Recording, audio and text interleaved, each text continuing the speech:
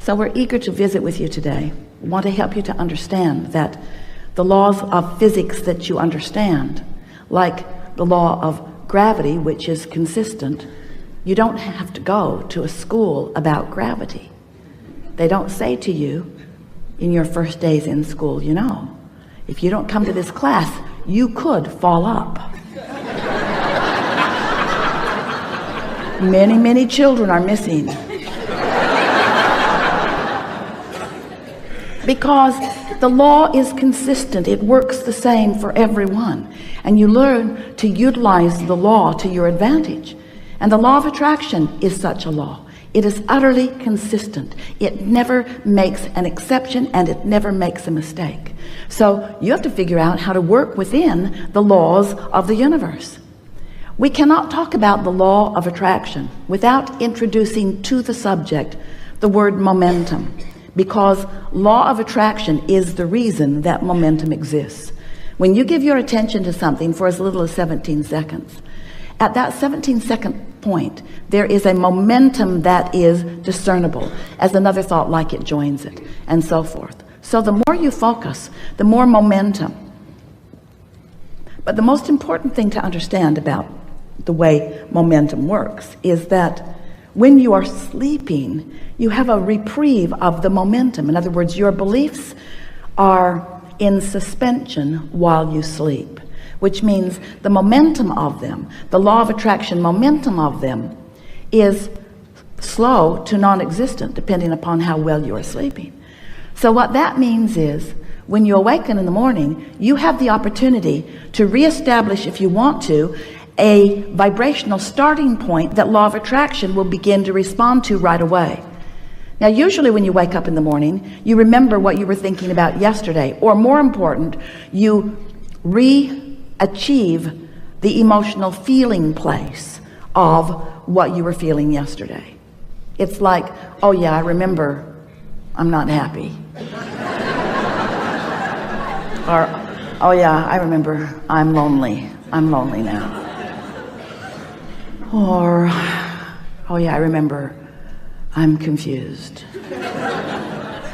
But what we want you to realize is that you don't have to be the same lonely today that you were yesterday, because that night's sleep changed the momentum. But when you wake up in the morning and you deliberately, and you do, call those same people, talk about those same things, focus in the same ways, you reactivate your vibration much as it was before. But you do not have to do that. And that is the most important thing. We want you to realize that you are at a new starting point in every moment. But it is unlikely for you to begin to think all new thoughts when you wake up. Some of you have suggested a lobotomy. We don't recommend it, because there are many things that you believe that are serving you really well. You just want to become a better sifter. You want to become a better discerner. You want to become better at caring about how you feel, and then focusing in ways that accomplish that. If we can, in some way, offer enough words don't teach, and analogies, words don't teach, and conversation, words don't teach. We've enjoyed this interaction immensely. That if we can offer enough that will to stimulate within you the awareness that your point of attraction is everything, because you are the center of your universe, and that you are the perceiver of it, which means you are the vibrational interpreter of it. You translate your vibration into the reality that you are living, into what you are seeing and hearing and smelling and tasting and touching. If we can convince you that since all those things are true, that the only thing that matters to you is how you feel. If you can leave this room with a new determination within you that you now, more than ever before, care about how you feel and mean to do something about soothing yourself. Esther was on an airplane last week going from Boston back to San Antonio, and there was a beautiful family sitting in front of her, a mother and a child about 6 years old, and two little twin boys who were about 2, maybe, if even. They were walking, sort of kind of talking, and they were all strapped into their 4 seats, and Esther was sitting right behind the mother. And when the airplane took off, one of the little boys across the aisle from his mother was terrified. It was probably his first flight, and the roar of the engine, the sound of the machine, the feeling of it on the runway, he was hysterical. And he wasn't spoiled, he was hysterical. He was frightened. It was a new experience, and the power of the airplane scared him. His mother and the flight attendants looking right at his mother like, do not get out of your seat, do not get out of your seat. And Esther is thinking, if I were that mother, I would be out of my seat now. So the airplane got in the air, and once it was stable, long after Esther thought it was stable, the flight attendant gave her the knowing nod, like, now that your child is out of oxygen. So now mother moved over into his seat and held him tight in her arms, just tight in her arms, kissing the back of his head and holding him tight in her arms. And gradually he settled down back into his knowing that all was well. And Esther watched that, and she said to her friend sitting next to her, I want to do that with everyone on the planet. I want them to sit on my lap, and I want to hold them in my arms, and I want to say, it's okay. It's okay. Everything's okay. Everything's okay. Everything's okay. She wants to do it to herself. She wants to soothe herself into a point of attraction that allows her what she wants and deserves.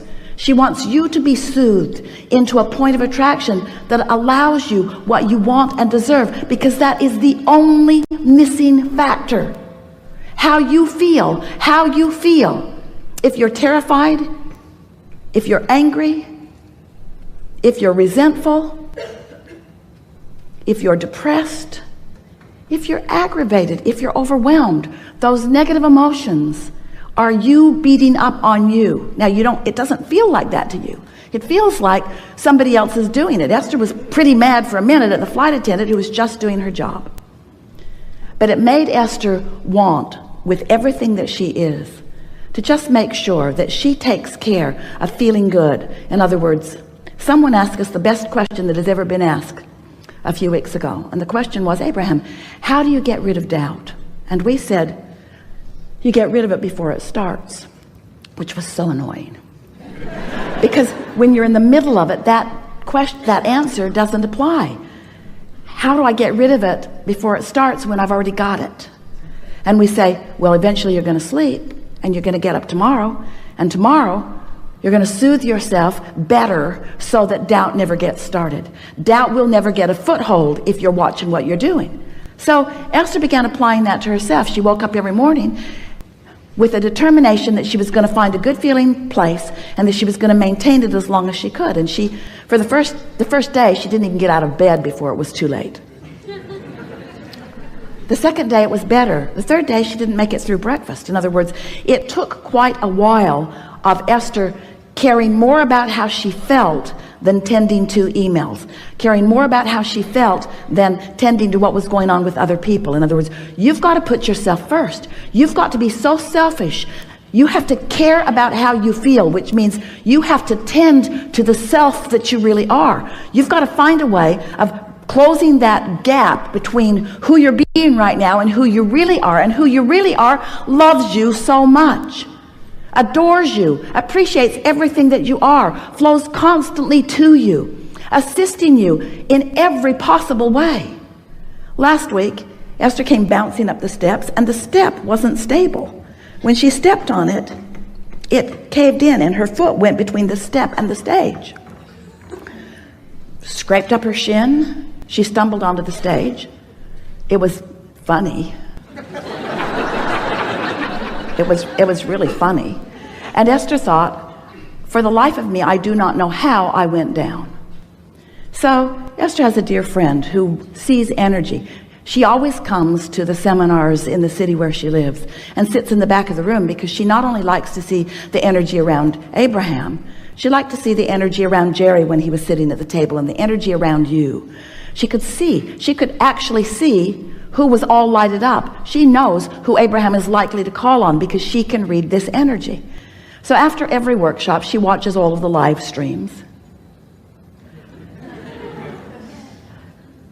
She sends Esther an email and she says, yeah, Jerry walked on the stage with you. And Esther says, yeah, I know. I can feel him there. And then she said, he caught you last week. And Esther thought, that's why I didn't fall down. Didn't make sense to me. I didn't have my balance. I didn't have anything close to my balance, but I didn't go down. This is the thing that we want you to understand. We've got you. But if you're not knowing that, if you're mad at yourself, then you don't let us get you. You prevent yourself from receiving the inspiration. Do you know when you yawn? That's because you need more oxygen, and we yawn you.